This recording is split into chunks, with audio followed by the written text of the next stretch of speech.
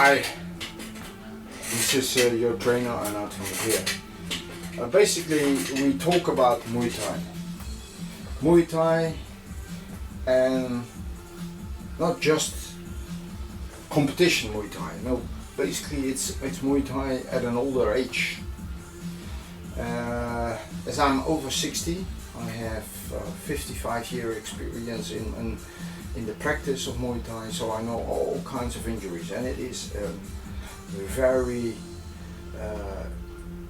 strong sport and easy to get injuries. And you will pass lots of injuries when you're young and you watch this, but when you're older, your abilities will decrease with age. That's flexibility, that's power, that's muscle tension, it's muscle size, and everything is decreasing. This is important to know that when you're training, what are your abilities and what are your possibilities. Both of them you have to know. And when you understand that training is very much related with your capacity, availability of materials, training space, time, and so on. And what we have to do is we have to focus on mentality of your will and your want and your need for training. You need to do it for the long term, and that is the most difficult point. And the only way you can last something for a very long time is to make it enjoyable, to make it creative, to change every training and make you look forward to every new training. And if you don't do that, it will be very hard to last that 55 years I did.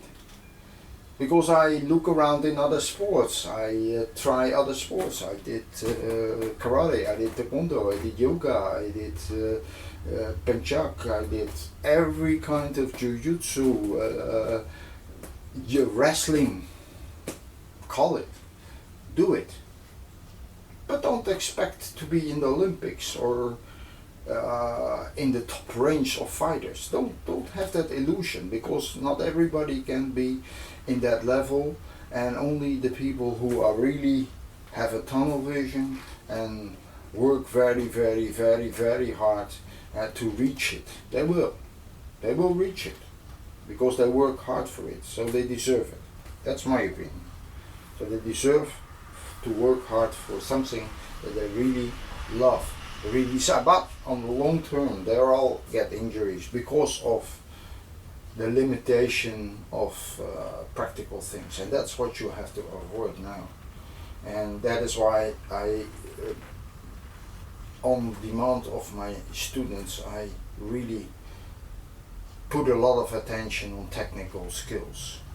So when we do technical skills in Muay Thai, it is very important that you know how to stand, how to walk, how to what they call chop liam, and how to do that. It is not like that.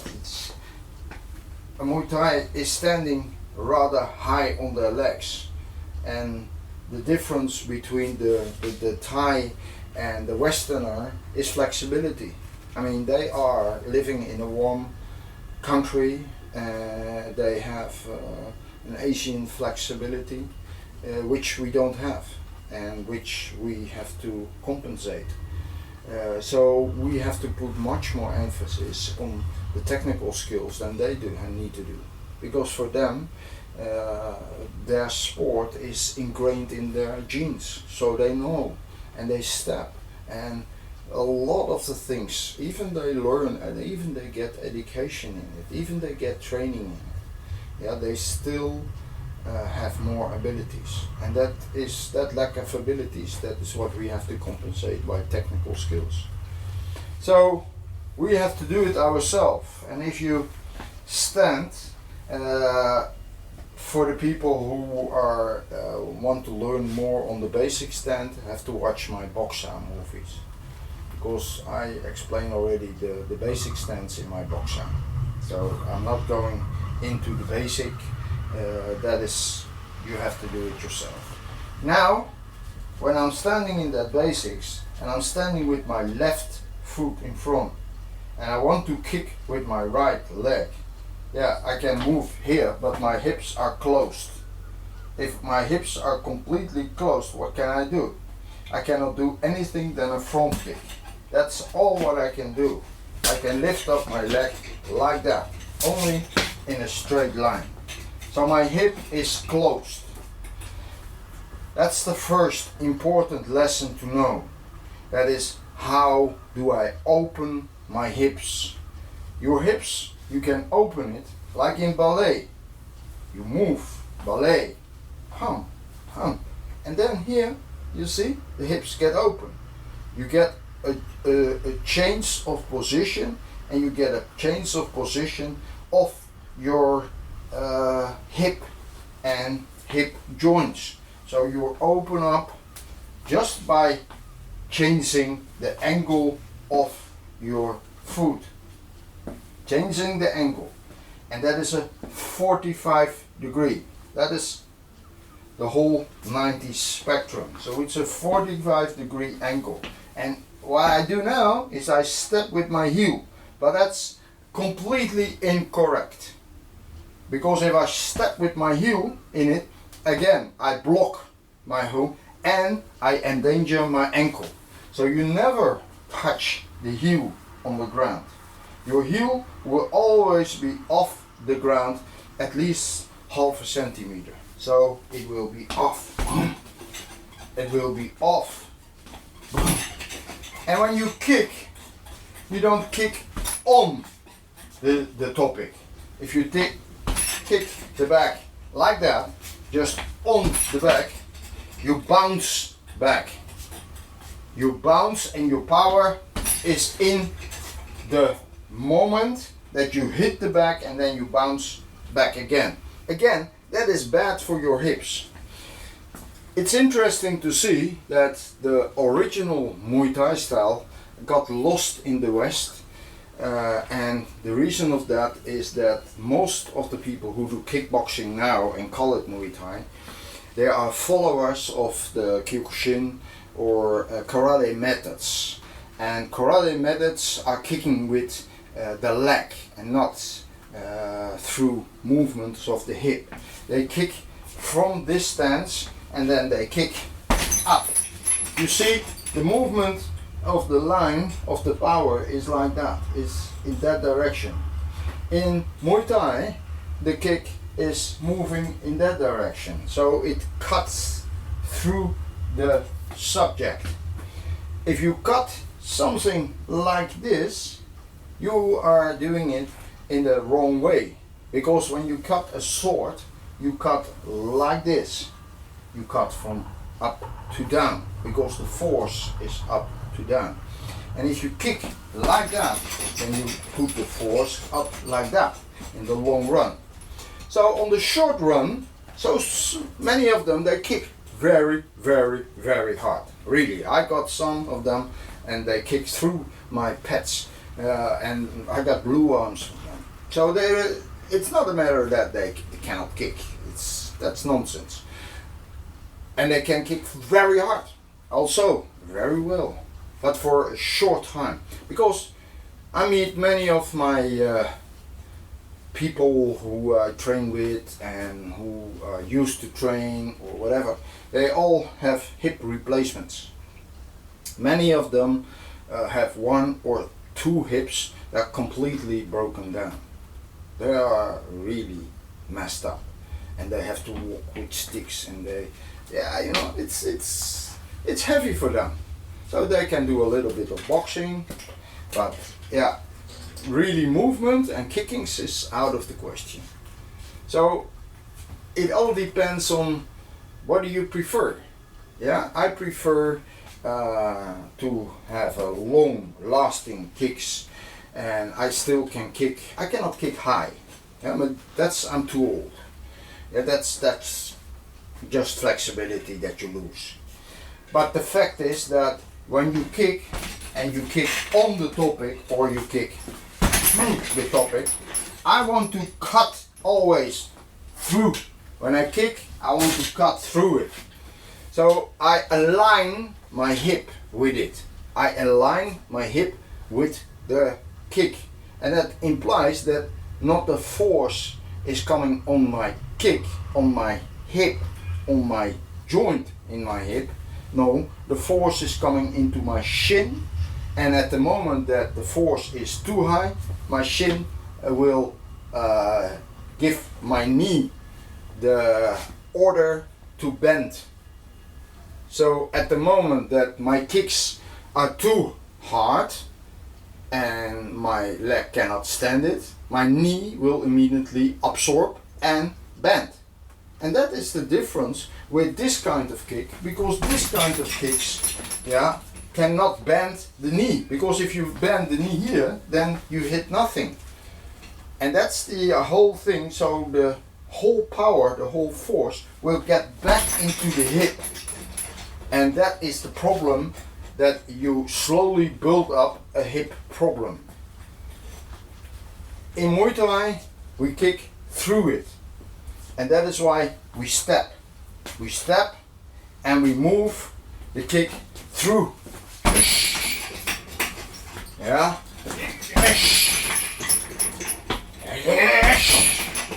We move through the kicks.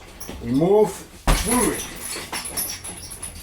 And the idea is that when you kick, then your hands are 50% of your kick.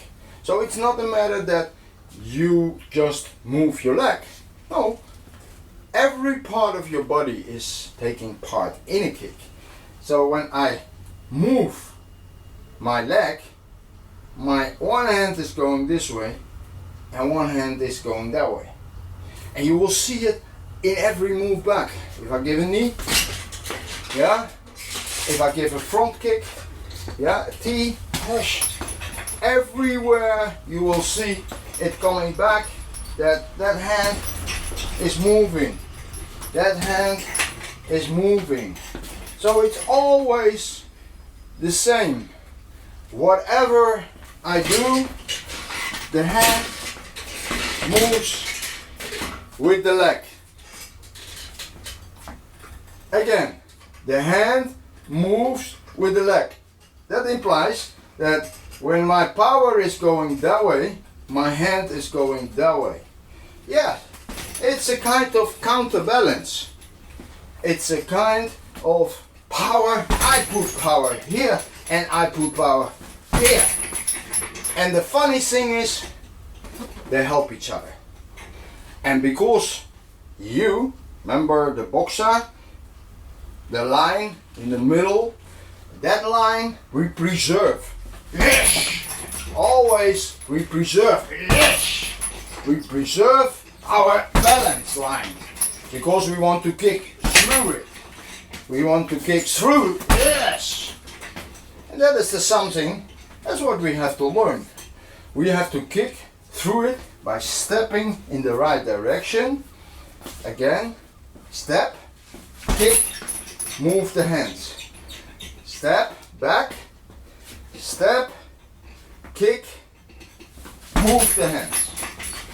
Everything in the same equal move. Yes, yes, yeah, yes, yeah.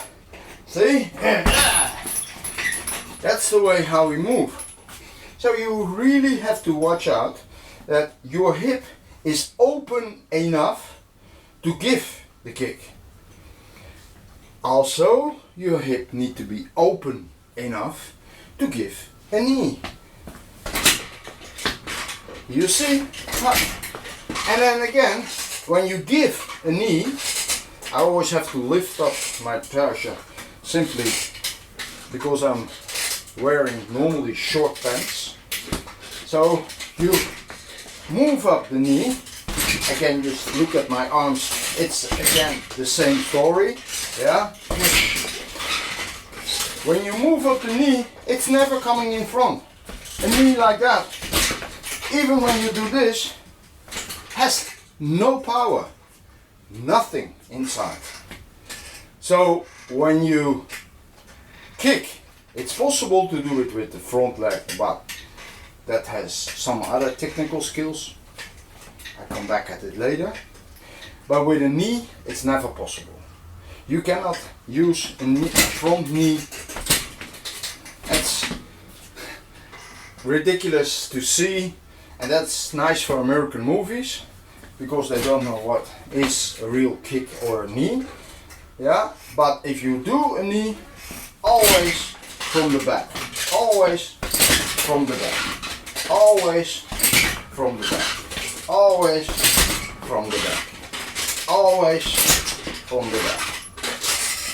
So this is a few technical skills that are really essential to doing proper Muay Thai at a certain age. So basically this is the beginning for you. And now we do some rounds and see yourself.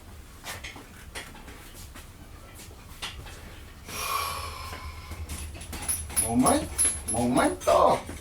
He is making noise. So.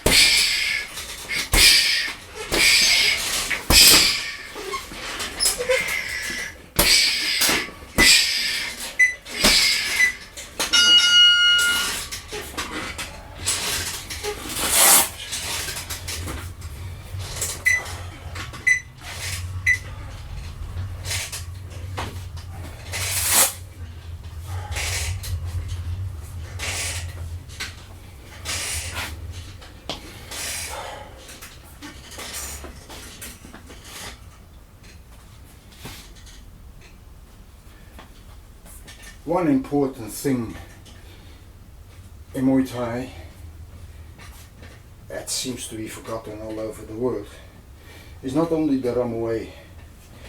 Ramuay is important, very important, especially for the inner concentration, for going inside yourself. More or less, the training itself is also a spiritual movement. It is not about me beating an opponent. I mean, look at me. I'm at an age that I'm not interested in an opponent. I mean, it has to be effective when there is an opponent, yes. But avoiding a fight is a winning a fight. So you really actually won the fight by avoiding it. And that is so much more at a certain age a very wise attitude. And the reason why it's a wise attitude is that it leaves so much scars, so much injuries. It doesn't help you growing as a person. So, being effective in a fight is getting more and more and more important when your age is improving. Which leads me to the point of breathing, of concentration, of the inner self. What helps? First of all, avoiding a fight. That is your physical position. Growing up as a person in a society means that you are not going to be a target. So when you are shrinking, you smaller and you smaller. You become that target. That's the animal world. That is just a logical, natural effect of slowing down, of growing older. It is important to understand that. So first of all, with breathing, you get your position. You get a physical, strong position. You show no fear, because there is no need for fear. Because after death, there is another life. There is energy. Whatever you want to know it, and whatever you want to call it. You die, and you're born again. That is one of the things of the philosophies of Buddhism. And when I grew up in Muay Thai, the first things I learned was basically Buddhism principles. Yeah? And these principles are behind that sport. There is no whoosh, because that's Japanese. There is a why. That's respect for each other. That's respect for the opponent. We don't shake hands. And why we don't shake hands? Because at the moment that we shake hands, we show up fear, we show up strength, we show a lot to the opponent. So why should we shake hands?